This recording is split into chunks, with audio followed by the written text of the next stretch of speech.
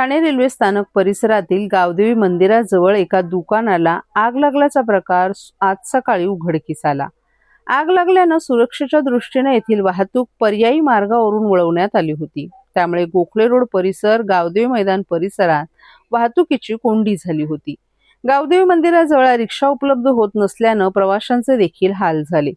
गावदेवी मंदिराजवळ कपडे विक्रीचं दुकान असून या दुकानात आज पहाटे 5:45 वाजण्याच्या सुमारास अचानक आग लागली। घटनेची माहिती ठाणे महापालिकेच्या अग्निशमन दल, आपत्ती व्यवस्थापन विभाग आणि पोलिसांना मिळाल्यानंतर पथकं घटनास्थळी तात्काळ दाखल झाली। गावदेवी मंदिर परिसरात सकाळी प्रवाशांसाठी रिक्षा उभ्या असतात, तसंच पादचाऱ्यांची संख्याही मोठ्या प्रमाणात असते। अग्निशमन दलाच्या जवानांनी आगीवर नियंत्रण मिळवण्यासाठी आणि सुरक्षेसाठी येथील रस्ते बंद केले होते। तसंच वाहतूक पोलिसांनी येथील वाहतूक पर्यायी मार्गाने वळवली होती। ठाणे शहरामध्ये कामानिमित्ताने येणाऱ्या प्रवाशांचं प्रमाण अधिक आहे। गावदेवी मंदिर परिसरातून नितीन कंपनी किंवा इतर भागातील शेअर रिक्षा उपलब्ध असतात। आग लागल्याने या रिक्षांना बंदी घालण्यात आली, त्यामुळे प्रवाशांना काही अंतर पायी चौकात जाऊन रिक्षा उपलब्ध झाल्या। तसंच गोखले रोड, गावदेवी मैदानासह ठाणे स्थानक परिसरात वाहतुकीची कोंडी देखील झाली, त्यामुळे प्रवाशांचे हाल झाले। अनेकांना वेळेत कामाच्या ठिकाणी पोहोचता आलं नाही। अग्निशमन दलाच्या जवानांनी या आगीवर नियंत्रण मिळवलं, परंतु आग दुकानामध्ये धुमसत असल्याचं चित्र होतं।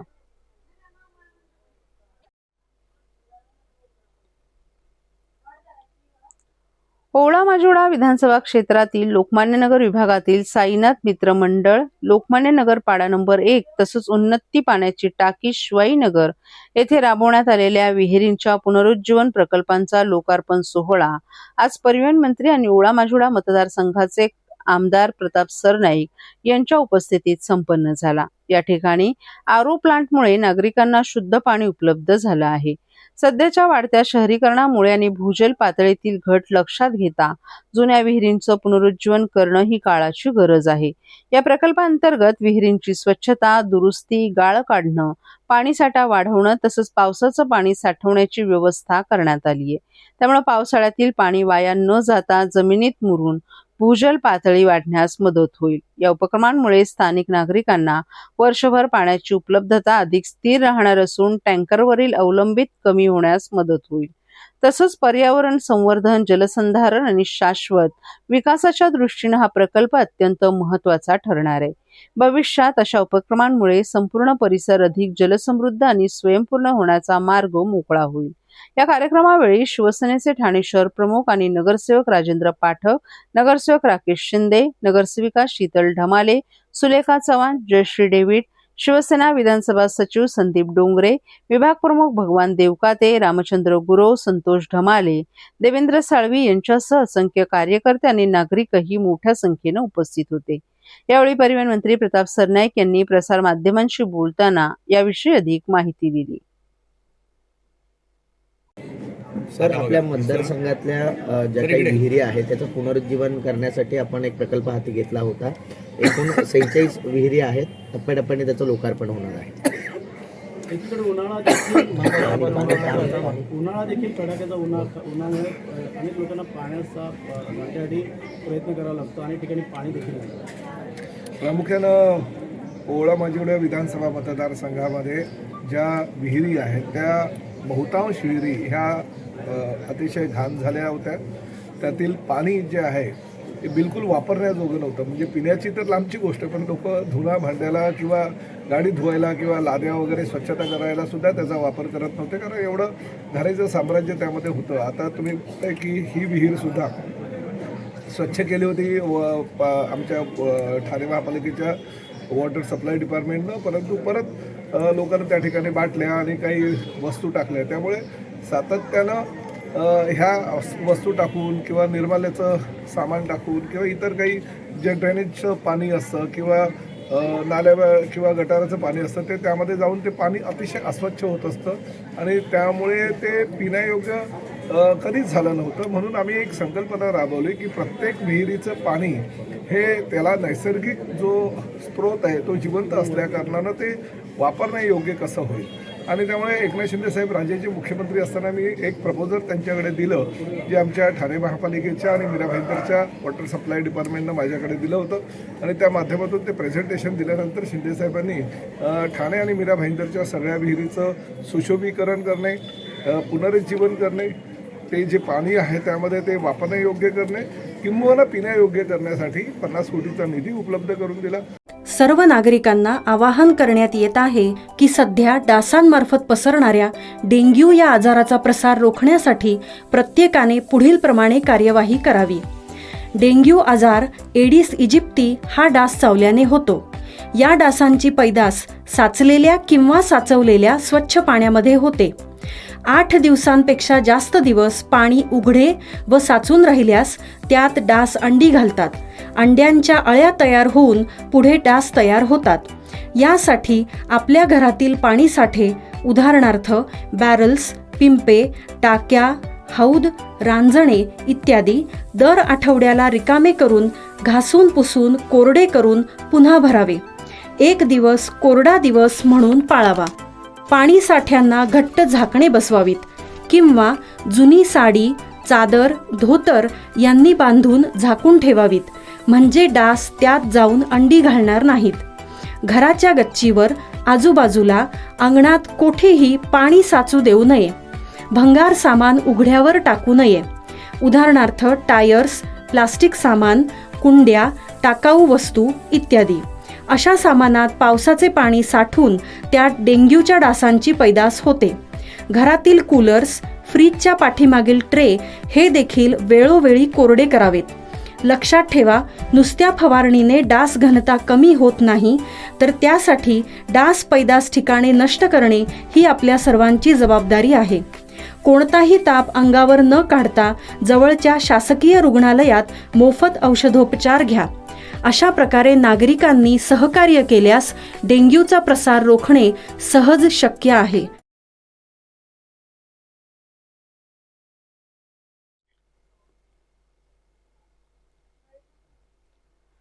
ठाणे महानगरपालिकेच्या महासभेत आज मोठा राजकीय गोंधळ पाहायला मिळाला. सत्तेत एकत्र असलेल्या शिवसेना आणि भाजप यांच्यात जोरदार वाद रंगला आणि सभागृहाचं कामकाज तहकूब होईपर्यंत पोहोचलं. महासभेच्या सुरुवातीला ज्येष्ठ गायिका आशा भोसले यांच्या निधनाबद्दल शोक व्यक्त करत तहकूब प्रस्ताव मांडण्यात आला. यावर सर्वांनी सहमती दर्शवली. मात्र त्यानंतर वातावरण अचानक तापलं. भाजपचे नगरसेवक भरत चव्हाण यांनी नारी शक्ती वंदन विषयावर विरोध करणाऱ्या विरोधकांचा निषेध करणारा प्रस्ताव मांडण्याचा यावेळी प्रयत्न केला. हा प्रस्ताव सभागृहात वाचून दाखवण्यात आला नाही असा आरोप करत भाजपचे नगरसेवक आणि नगरसेविका आक्रमक झाल्या. त्यांनी सभागृहाबाहेर येत निषेध व्यक्त केला. या पार्श्वभूमीवर शिंदेंच्या शिवसेनेचे नगरसेवक राजेश मोरे यांनी भाजपवर जोरदार टीका केली. तहकुबीच्या संवेदनशील विषयावर राजकारण करू नये असं सांगत त्यांनी भाजपच्या भूमिकेवर प्रश्नचिन्ह उपस्थित केले.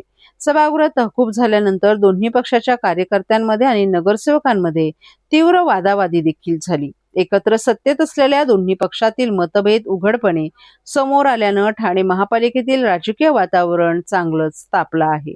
या घटनेमुळे आगामी काळात ठाणे महापालिकेतील सत्ताधारी महायुतीत तणाव वाढण्याची शक्यता व्यक्त केली जात आहे. त्यांचं तेच आहे ना की महिलांवर अत्याचार कसे होतील ह्या संदर्भात त्या लोकांच्या आज तुम्ही बघितलं आमचे प्रधानमंत्री असो या महाराष्ट्राचे लाडके मुख्यमंत्री असो आज गुन्हे उघडीच येतात. पहिले गुन्हे उघडीच नव्हते, पोलिस डावळलं जायचं, पण आता एक गुन्हा ज्या महिला कुठली गेली तर त्या महिलाचं ती केस नोंदवून घेतली जाते.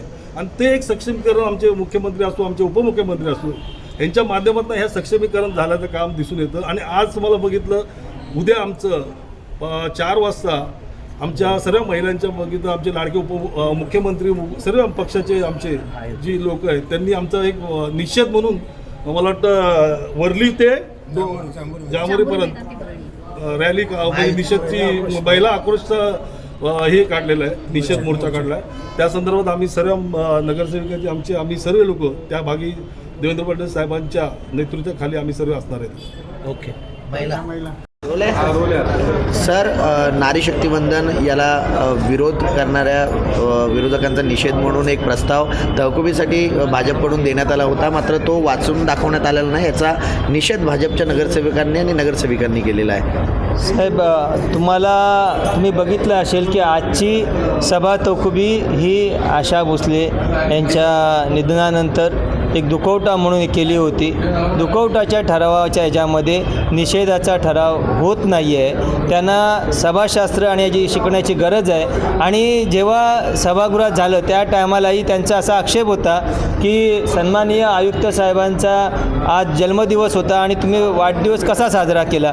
तर त्यांनी सभाशास्त्र बघावं. त्यांनी सभा चालू होण्याच्या अगोदर आयुक्त साहेब जेव्हा आले तेव्हा नुसतं आयुक्त साहेबांचा वाढदिवस नाही, त्यांना फक्त बुके देण्यात आला वाढदिवसाच्या शुभेच्छा म्हणून, आणि एक महापालिकेचा लोगोचा जो विषय होता त्याचं अनावरण झालं. त्यानंतर जेव्हा सभा सुरू झाली तेव्हा सभा तहकुबी मांडल्यानंतर हा कुठलाही विषय झाला नाही. एखाद्या विषयावर एखादी तहकुबी मांडल्यावरती जी तहकुबी झाली त्याच विषयावर परत तहकुबी, दुसऱ्या विषयावर निषेध करून तहकुबी, असं होत नाही आहे. त्यासाठी त्यांना वेगळी सभा घ्यायला लागेल. मला सर्व भरत चव्हाण हे आमचे जुने मित्र आहेत, जुने सहकारी आहेत. त्यांना आणि त्यांच्या सर्व सहकाऱ्यांना ह्या सगळ्या ह्याच्यामधनं तुम्ही काही प्रोटोकॉलचं आणि ह्याचं शिकून घ्या, तुम्ही समजून घ्या आणि त्याच्या पद्धतीने चांगल्या पद्धतीने सभागृह कसं चालवता येईल ह्याचे तुम्हाला हे करता येईल. आणि नारी शक्तीच्या विधेयकाला विरोध केल्याबद्दल ठाणे शहर शिवसेना शिवसेनेतर्फे ठाणे शहर शाखेतर्फे ठाण्यातच नाही तर शिवसेनेतर्फे अख्ख्या महाराष्ट्रात शिंदे साहेबांच्या ह्याच्यातनं तर्फे मार्गदर्शनाखाली अख्ख्या महाराष्ट्रात आंदोलनं चालू आहेत. आणि जर असा विषय असता तर ह्या आंदोलनं करायला आम्ही रस्त्यावर उतरलो नसतो. आम्ही रस्त्यावर उतरून आंदोलनं करतोय, ह्या सगळ्याचा निषेध करतोय. पण कुठल्याही गोष्टीत त्रुटी काढून फक्त निषेध करत राहायचं कुठल्याही गोष्टीत, ही त्यांना एक जुनी काय म्हणतात त्यांना त्यांची पद्धत एक सवय लागलेली आहे. कुठल्याही गोष्टीत खोट काढायची आणि फक्त भुई साप समजून भुईला धोपटत राहायचं, हा प्रकार त्यांनी बंद करावा. चांगल्या पद्धतीनं सभागृह चालत असताना सभागृहात ही त्यांची निषेध सूचना पुढच्या महासभेत, आता ही तहकूब महासभा पुढच्या ह्याच्यात मांडता आली असती, त्यांना मांडता येणार आहे. पण ते न करता फक्त निषेध करून वातावरण आणि प्रसिद्धी यावेळेस काही गोष्टी करायच्या आहेत आणि टाळाव्यात, अशा मी त्यांना सूचना करेन. थँक्यू. ठाणे महानगरपालिकेच्या सर्वसाधारण सभा आज पद्मविभूषण स्वर्गीय आशा भोसले आणि शिवसेनेचे माजी नगरसेवक श्याम नथू पाटील यांच्या निधनामुळे सर्वसाधारण सभा तहकूब करण्यात आली असून मुंबई महानगरपालिकेत नगरसेवकांची ओळख पटवावी त्यासाठी बॅच देण्यात आले होते. त्याच पार्श्वभूमीवर महासभेत भाजपचे नगरसेवक भरत चव्हाण या सगळ्या संदर्भात प्रस्ताव मांडला होता. त्यानंतर आज ठाणे महापालिकेत देखील आयुक्त सौरभ राव आणि महापौर शर्मिला पिंपळकर आणि उपमहापौर कृष्णा पाटील यांच्या हस्ते 131 नगरसेवकांना ओळख बॅच वाटप करण्यात आलं. तसंच ठाणे महानगरपालिकेचे आयुक्त सौरभ राव यांच्या वाढदिवसानिमित्त महापौर, उपमहापौर आणि गटनेते नगरसेवकांच्या उपस्थितीत त्यांना वाढदिवसाच्या शुभेच्छा देण्यात आल्या.